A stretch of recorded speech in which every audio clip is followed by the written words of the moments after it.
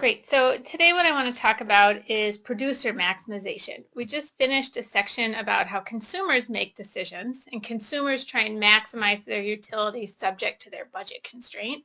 And now we're going to think about how firms make maximization decisions. It's a very similar theory, right, in the sense that the firm is also trying to maximize, in their case, profit, but they're also constrained. And their constraints really have more to do with cost and what they're able to sell. Okay, so let's just sort of set up a little bit of foundational theory here. The first thing I want to point out is the difference between an intermediate treatment of this and a sort of entry-level basic treatment is that we do more to think about the short run versus the long run. So generally when you're teaching in an intro class, most of the theory you do is about short run costs. And when you do the intermediate level theory, what you're reading about in your textbook for this class will give you hopefully a deeper sense of how that short run connects to the long run. Okay, and so in its most basic sense, the difference between the short run and the long run comes down to fixed and variable costs. Okay, so in the short run, there are some costs that are fixed, whereas in the long run, there are none. So sometimes people say, well, how short is the short run? Is the short run a day? Is it a week? Is it a year? And the answer is, don't know. It depends. It depends over what time period the firm has some costs that are fixed. Okay, so a common way to describe this is to say like your lease. If you're renting a building and you have a year lease, that's a fixed cost for a year. Okay. Other fixed costs tend to be like labor contracts. If you've negotiated a union contract and it's on a 2-year cycle, then your costs for labor are fixed over those 2-year cycles. Now, traditionally, when books present this, they fix capital. Okay, so they fix the decision to make an investment in a factory or a machine or something else, even human capital, right? A fixed human capital decision is you've decided to go back to college. You've made that investment. Okay, and that you're invested and you're locked in for a certain amount of time there. Okay, so oftentimes we're fixing capital. That was supposed to be a C there. Okay, and then what we let vary is labor. Okay, so generally when you see this presented in a textbook, they'll fix capital and then they'll let labor vary. So in the short run, some costs are fixed, other costs are variable. Now, in the long run, the new theory, what you're sort of reading about in this chapter that might look new, this whole deal about like an iso-quant and an iso-cost line, right? So you get this theory with the expansion path. Here you've got capital and labor both as choice variables. You can choose between how much capital or how much labor you want to use in your production. So in this case, if there's only two factors of production, capital and labor, the key is that in the long run, both capital and labor are variable. Okay, you have choices. The firm has decisions over how to use those combinations of inputs. Okay, now for this lecture, I'm trying to decide, how to use our 20 minutes best. And I think for our 20 minutes, what I really want to spend talking about is I want to think about this, what is fixed in the short run. Okay, and I want to add a little bit of depth, hopefully some deep thoughts here about how we discuss opportunity costs when we cover this in our classes. Okay, so deep thoughts about opportunity costs as it relates to the firm. Okay, so some of this will just be a quick review. Some of this will look very familiar, hopefully, from what you're teaching in your classes. And I just want to spend a little bit of time sharing with you some of the language that I use to try and emphasize opportunity cost. Okay, all right, so we've got a perfectly competitive firm. This is what's going to look very familiar. It's in a perfectly competitive market where there's an equilibrium price. Right? They're price takers. They have a marginal cost curve. Well, here's the deep thoughts for a moment. Okay, why does this cost curve have this shape? What's the deal with this Nike swish going on? Okay, so we see for large periods of production, from about here all the way on, we see increasing marginal costs. And why do we see increasing marginal costs? Well, we see increasing marginal costs because of the concept that we call diminishing That's a tough word to write here. Diminishing marginal productivity, diminishing marginal product.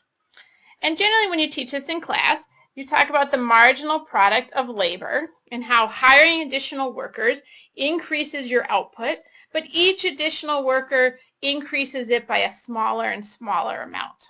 Okay, so we're saying the workers are adding something, but they're not adding as large of increments as the previous worker did. You probably do some sort of simulation in class, and hopefully you're sharing some of those ideas with your peers in our lesson sharing portion of this course. Anyway, I digress. So we've got this diminishing marginal product, and what I want you to remember is that the reason this happens is because capital is fixed. If capital were not fixed, we would not see diminishing marginal productivity of labor.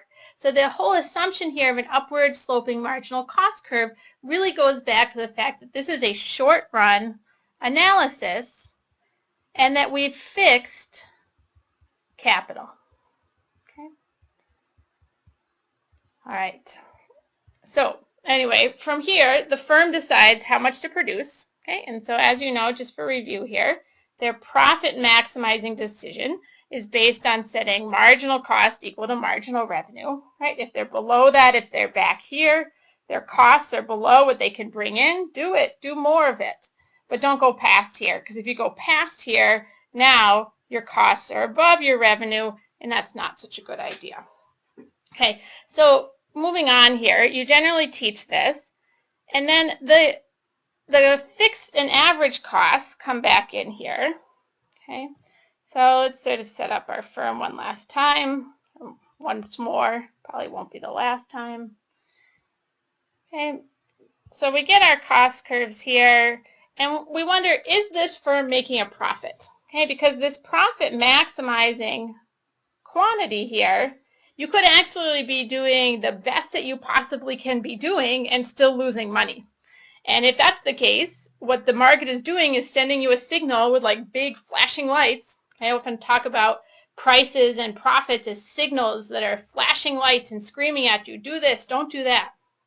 So if you're losing money, right, the market is giving you a big flashing signal that's saying, get out, go do something else. Okay, so let's draw a firm that's losing money here. So here's their average total cost, and here's their average variable costs. Okay, and they're doing the best they can here at Q star, but notice that at Q star, they're losing money. Okay, their average cost is above their average revenue, and so this little squiggly pink area that I'm drawing in here, this is they're losing money. So then, as you know, you're accustomed to teaching here. Here's a firm that's losing money, but they're going to stay open. It's sort of a weird concept, right? Why would you lose money and yet stay open? Well, in this case, they're going to stay open because although they're losing money, right, they're covering their average variable cost. Okay, so this is that firm that doesn't shut down immediately, that stays open despite the fact that they're incurring losses. And I want to, here's the deep thought here, is you really have to remember to point out to your students that the total cost here includes your opportunity cost. Okay, so we're talking not just about your accounting costs. If your firm is in this situation, your accountant is ecstatic. Your accountant is doing just fine. Your accountant tells you you're making money. Good job. Keep doing what you're doing, right? Because your accountant is looking at the fact that you're covering your variable costs. Okay, they may even be looking at the fact that you're covering sort of your fixed costs over time, that you're putting money towards your rent, or you're putting money aside to cover depreciation and the likes. But what the accountant is never looking at is those implicit costs, those opportunity costs, such as what else you could be doing with your investment, or what else you could be doing with your time. Okay. So here's a firm that's operating at a loss and yet staying open, okay? And what the market is telling them, what the signals are flashing is saying, you're making money here, but you could be doing better somewhere else, okay? You could be doing better if you shut this business and went into a different industry, a different firm. So sometimes it's a weird concept, and I want you to sort of think about how can you illustrate this for your students with an example, okay? So just to recap, what I want to apply opportunity cost here is the idea, the economic costs are going to consider what your accountant cares about. So accounting costs plus your opportunity cost. Okay, the implicit cost of what else you could be doing. So take this example, for instance. Okay, imagine that you are a student sitting in a high school classroom and your family owns a business. Okay, your family owns a small convenience store, let's say. Okay, and you're headed off to college. And when you get back from college, your family is hoping, fingers crossed, that you're going to take over the business for them. Now, it may be very rational for your parents to own that business. They're probably doing quite well. They're probably, providing for their family. They're making money. Okay, they're making enough money to buy clothes, pay the rent, send their kids to college even. Okay, and yet when you come home from college, you might decide to shut the business down. Okay, and you might think, well, why is it rational for your parents to operate it, but not for you? Well, once you've been to college now, you have a variety of career options that are available to you, and so your opportunity cost may be quite different from that of your parents. Okay, so sort of try and think of examples like this that can get students, put them in a story, put them in a situation, and help them think about their decisions about what career, what kind of firm or business they may want to either open, continue, or work for. And think about the fact that if they decide to keep working for the family business, they're foregoing the opportunity to go work for Best Buy or to go work for Cargill or to become a high school teacher. But whatever other opportunities and whatever other salary and also any other non-pecuniary like happiness that they're giving up is part of their opportunity costs. So all those firms out there that are losing money, or even those firms, right, that are making, oops, sorry, that should be a C, that are making zero profit, okay, because what's the deal with zero economic profits? Well, remember, the deal with zero economic profits here is not that their accounting costs are zero, right? They're making accounting profits, but at zero economic profits, right?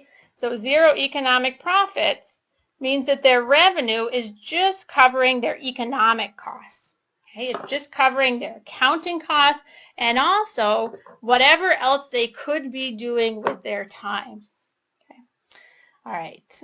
So hopefully you guys are finding some good articles or sharing some good ideas about how you can teach this in your classes, because I have to be honest, I find that this is one of the places where students really start to struggle with all the graphs. Okay, and we've started to define costs in sort of a really weird way. It makes sense to us once we get used to it, but it can be a bit of a tongue twister for a while. So another example, another place I like to take students is if you've seen the show Shark Tank. It's on NBC and they run reruns all the time. But you might show like an episode of Shark Tank, okay? Because when people come into the tank on Shark Tank, they come in and they're looking for an investment, and they really get grilled by people about what the return is going to be, not only from an accounting standpoint, but also in terms of the opportunity cost. So on Shark Tank, when they tell stories and you hear somebody come into the tank to pitch an idea, to say, hey, I want to start this business, and they say, I quit my job, right? I quit my job because I believe in this business so much, right? I think this is really going to be the new thing. It's going to take off. It's going to make millions. And I quit my job making, $100,000 at a big tech firm, okay? Well, that $100,000 that you gave up is a foregone opportunity, and that needs to get considered when we're thinking about whether this business should be funded, whether this business is the right investment for this person to make. Okay, sometimes they tell stories not only about how they quit their job, but they took out all their savings, right? They have their life savings invested in this business, right? So let's say they had, $200,000 in life savings. Well, that $200,000 could have been in the bank. You could have just left it alone in the bank, and even though the bank doesn't pay very much, you would have earned some interest. Okay? Or you could have left it in the stock market. and that money could have earned some interest, right? Or sometimes they even say they mortgaged their house, right? They took out a second mortgage on their house to fund this business, okay? And again, that money has an opportunity cost to it as well. So the interest that you could have been earning on your savings and the interest that you're paying off on your second mortgage here need to get included when you do a full calculation of opportunity costs, right? The fact that you quit your job and you gave up the opportunity to earn that money, just like you gave up the opportunity to earn this interest, is all part of the calculus of what goes on, okay? So there's my little bit of ideas for you for this section. Make sure when you're teaching about this that you're thinking about opportunity cost and really trying to explain to students how accounting costs differ from economic costs and how it is that we can end up with this sort of seemingly odd conclusion that firms will operate at zero economic costs in the long run, and that'll be sustainable and in fact optimal. Okay, so just as quick review here. So again, we're looking at the market and the firm. And let's just tell that story one more time since we were telling it rather quickly. Okay, so here's a story about a firm. Let's see, let's draw that initial firm that's making losses in an economic sense, although they are in fact covering their day-to-day variable costs. Okay, so again, here's a firm that's losing money, but their losses are economic losses, not necessarily accounting losses. Okay, so maybe this is the firm that the person comes home from college with their newly minted human capital, their newly minted degree. They have new opportunities, and thus the average total cost, right, that fixed cost that they have where they went to college and got that degree now makes it such that it's not desirable for them to maintain this firm, for them to keep this business open. The market is sending them a signal that says, go do something else. You can make more money, you could be happier, right? You could live a more fulfilled, higher utility life doing something else. So then what happens, okay, when this firm shuts down, okay, or other firms like it, remember what happens then is we see the supply curve go back, okay, and prices come up, such that we get back to that equilibrium with zero economic profits. And the point I want to make here, the point I want to leave you with, you may have to go back and kind of think through this slowly, but the firms that exit are the firms that have high costs. And those high costs are likely high opportunity costs. So these are the firms, these are the people that would be better off doing something else. And this is sort of really getting at the beauty of what the market is doing. The market is, as if led by an invisible hand, assigning people to jobs, assigning firms to produce based on where they can be most productive. Okay? So whoever has a high opportunity cost will bail, go do something else, and that'll benefit not only this market, but also the market that they enter into. Okay, so again, I look forward to seeing the suggestions you have about how to teach fixed and variable costs, how you teach producer maximization in your classrooms. Hopefully you found the reading about isoquants and isocosts interesting, but I do also really want to make sure that you take away some deep thoughts about how opportunity cost relates to all of this. Okay, and part of my motivation, I'll leave you with this, part of my motivation was that there was an article a couple years back that surveyed about 200 professional economists, okay, PhD economists, and asked them about opportunity costs.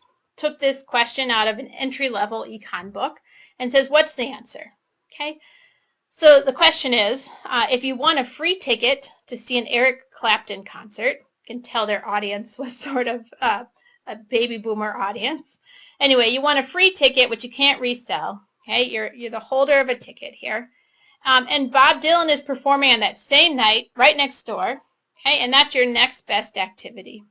Tickets to Dylan cost $40, And on any given day, you'd be willing to pay up to $50 to see Dylan. Okay, so Dylan's next door, you'd be willing to pay $50. They only cost $40. So your profit, so to speak, what you make above and beyond the cost would be $10. Now, assume there's no other cost to seeing either the performer. We're not hiding anything here. Based on this information, what is the opportunity cost of seeing Eric Clapton? In other words, what are you giving up by going to the Eric Clapton concert? Well, you're giving up that $10 in happiness, right, that you would have seen, that you would have gotten if you'd gone to see Dylan. So the correct answer here is 10. Okay, $10 is the right answer. But check this out. When you ask economists what they think, okay, so out of just about 200 respondents, only 21%, well, almost 22%, said that the correct answer was $10. In fact, the answers that they gave were all over the place. Okay, and statistically, you can't distinguish here whether they were actually thinking about it here or whether they were just randomly guessing. And the authors of this piece took this to mean that economists don't really even understand opportunity costs themselves, or they're not doing a good job in graduate education of really drilling into students what opportunity cost means. But I take it somewhat differently. I take it to mean that opportunity cost is in fact sort of a nuanced concept. Okay, it's a harder concept than we give it credit for. And I think weaving opportunity costs throughout your lectures, not just in the first week or so, but bringing that concept back when you teach about the firm or when you teach about either consumer or producer behavior, really helps to hammer home how important this concept is to understanding economics.